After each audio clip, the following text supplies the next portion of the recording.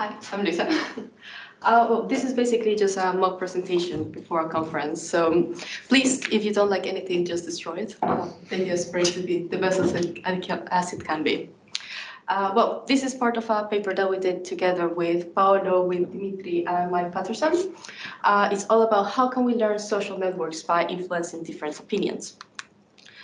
The outline of this talk is basically going to be, we're going to start with a brief motivation, we're going to set up the problem, then we're going to show our three main algorithms that we developed, and at the end see what's next, what can we do later on. First off, we want to see how can we model opinions.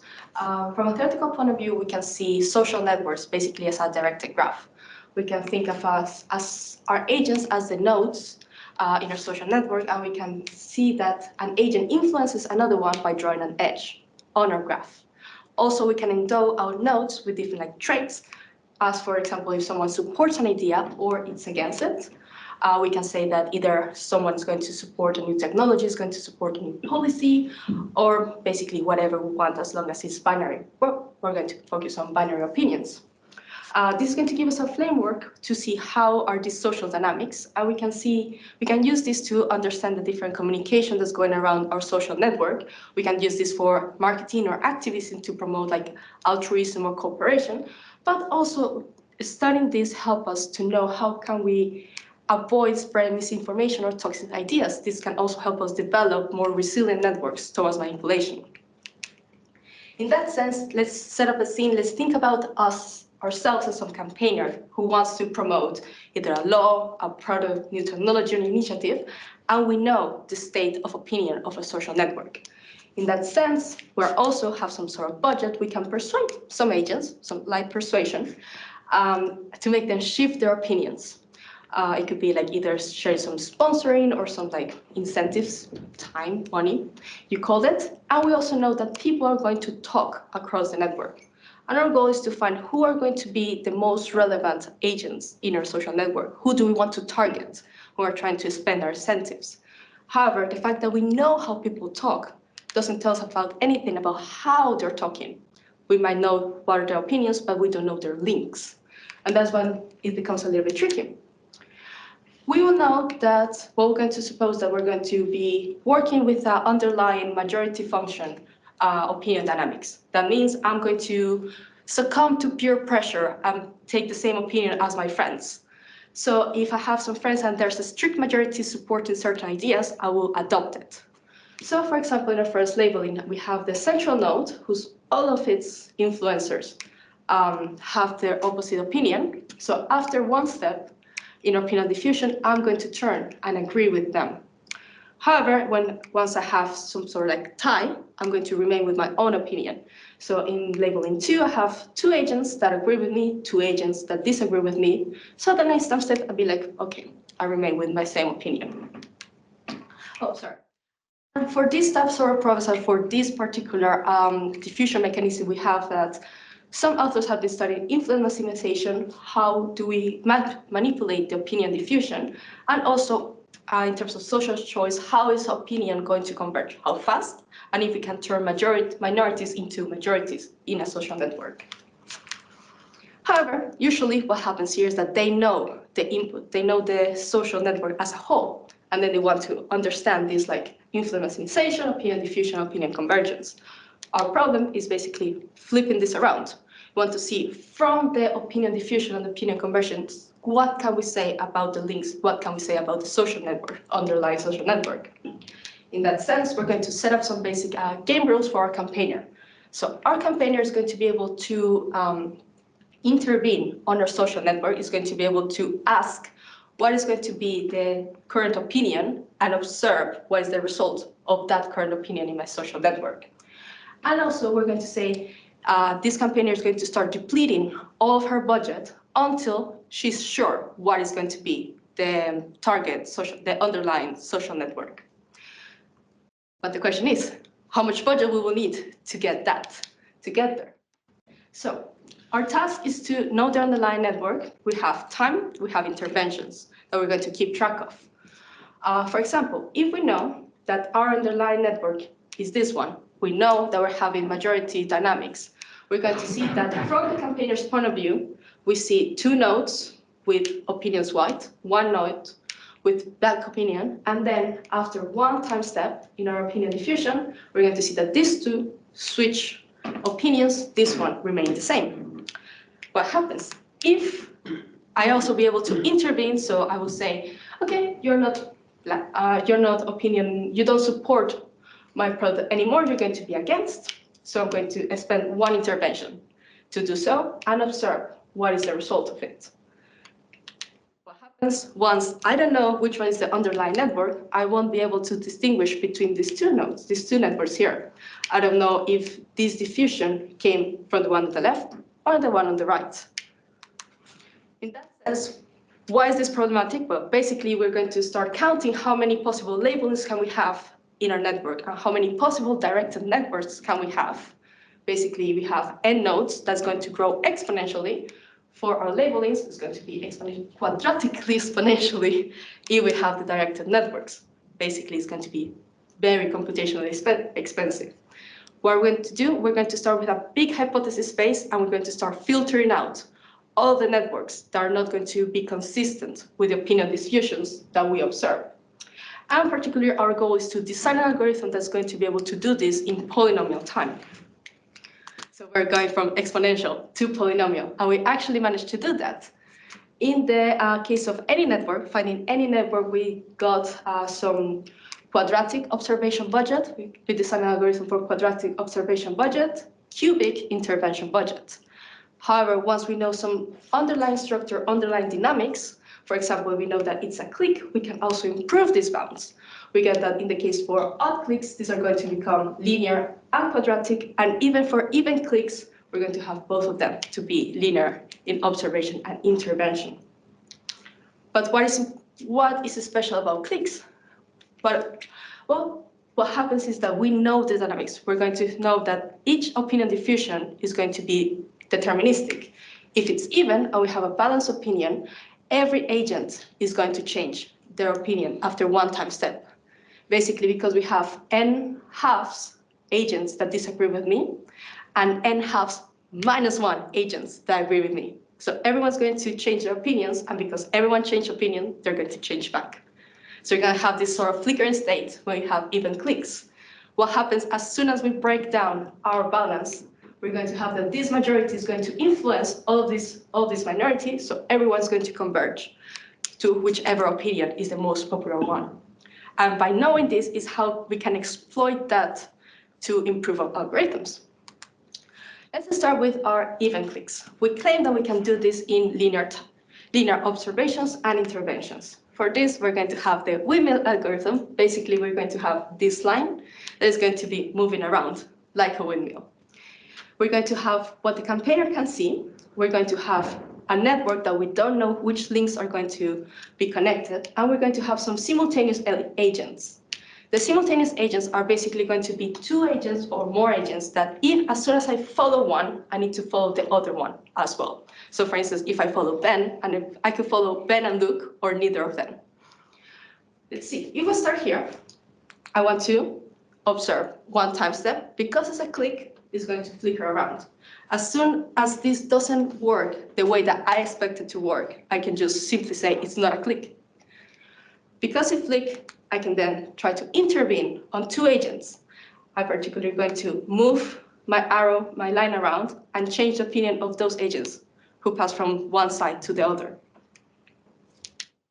So once again, see that they all change opinion again, so it's a clique. I can conclude both of them are simultaneous agents and they follow each other to be as well. I can draw kind of like these links that are going to keep track of who is following whom. And I know that if this link exists, also this has to exist. If it doesn't, then the other one doesn't. I can keep doing that, keep rotating my windmill, keep observing it, concluding that every time that I intervene on two agents, there are going to be simultaneous agents, keep drawing the links.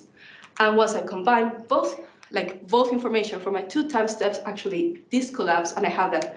For example, as soon as this link exists, actually all these four links need to exist as well. I keep doing that until I come back to the center, back to the start. What I get once again that my initial agents have to be simultaneous agents, I don't need to observe anymore because I know what's going to happen next. At the end, I'll have sort of this knowledge from my network. What happens? I've known 3 links for this example, but I don't know it fully yet. I could think like, oh, let's run this again. Let's run the algorithm a second time. But if I run it the same, I will get the same output. So what I can do, I could actually name my agents and flip them around. Once I move them and I update all the links so they are like consistent with what I learned, now I'm ready to reset my algorithm, run it again, get the same output, but this time I can combine what I learned from the first time, what I learned from the second time.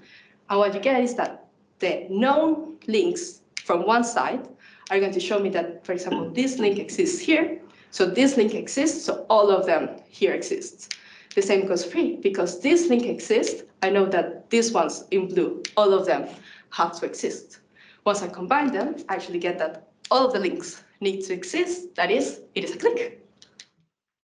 Happens, for example, when we don't have these flickering states, once we don't have these like nice dynamics, and the opinion basically converges in one step. What we can do, we want to spend one time into just seeing that everything's going to converge, it's going to work as we expected.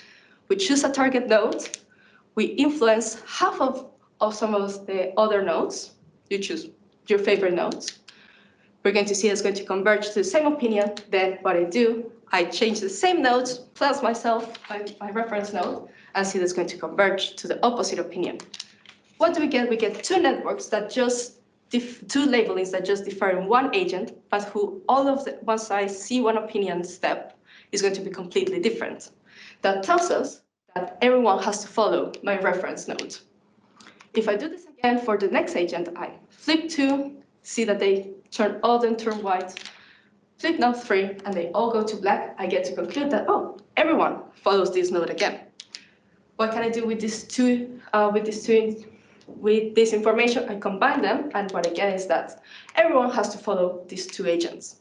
I can rinse and repeat, go to the next agent, go to the next agent, and once I finish up, I once again conclude that everyone has to follow everyone, hence is a clique as well. But now in the case where we don't have this nice dynamics of flickering, but just converging into one step. And finally, what happens in the general case when we don't know anything about a network? What we're doing is that we're going to start, we can still do it in polynomial time, but we're going to start to try to find a pivot. What happens is that to get the networks that we need, to get the setup, the opinions that we want, we're always going to have, because we don't know the underlying dynamics, we're going to have to spend at most n of our intervention budget. So for example, in this case, to just set up, I will have to spend 3 tokens of my intervention. But still, we're going to have our bound tracked here.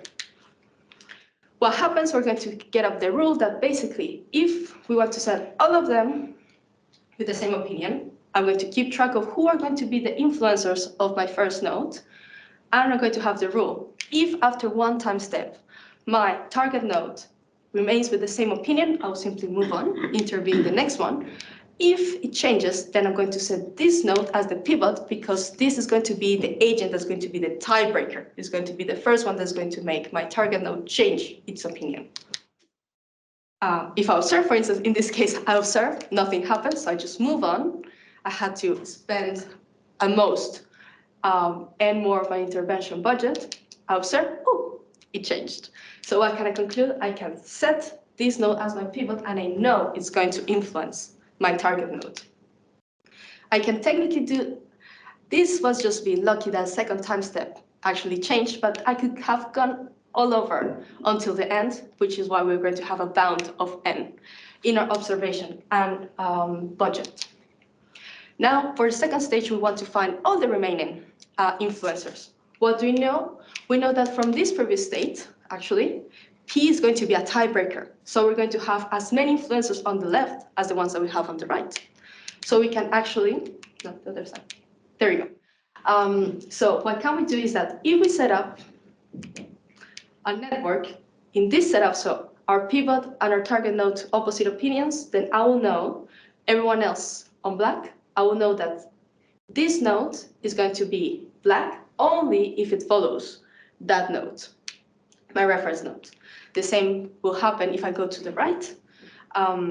If this is going to be my reference node and my pivot and my target node are the same color, then I'm just going to change opinion one if and only if I follow the reference node.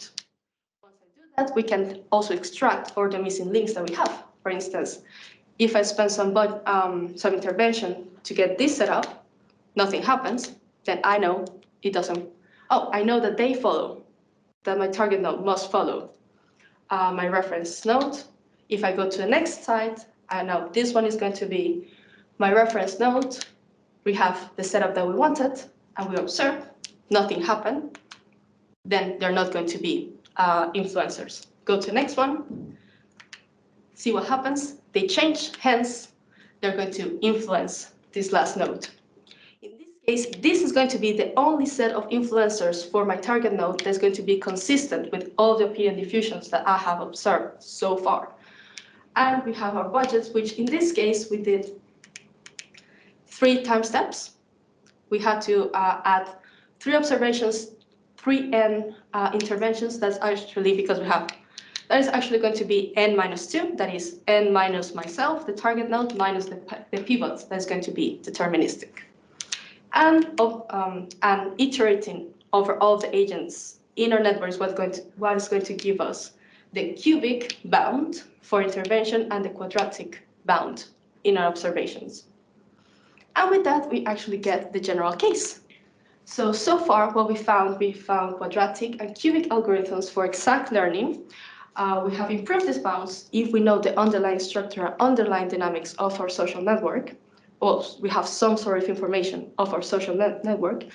And something that wasn't presented here is that throughout the middle steps, we can actually gain some information from a network, which is going to give us some theoretical bounds when we're asking the questions, what happens if I don't have enough resources to carry on like polynomial, quadratic or cubic sense of money or time to observe my opinion diffusion. And with that, what is going to be kind of like the next steps is like what will happen if we don't work with a strict majority threshold, but instead with some sort of like, I need at least 3 people to disagree with me for me to change opinion, or if I need unanimity for me to change opinion. So we're actually currently working on that.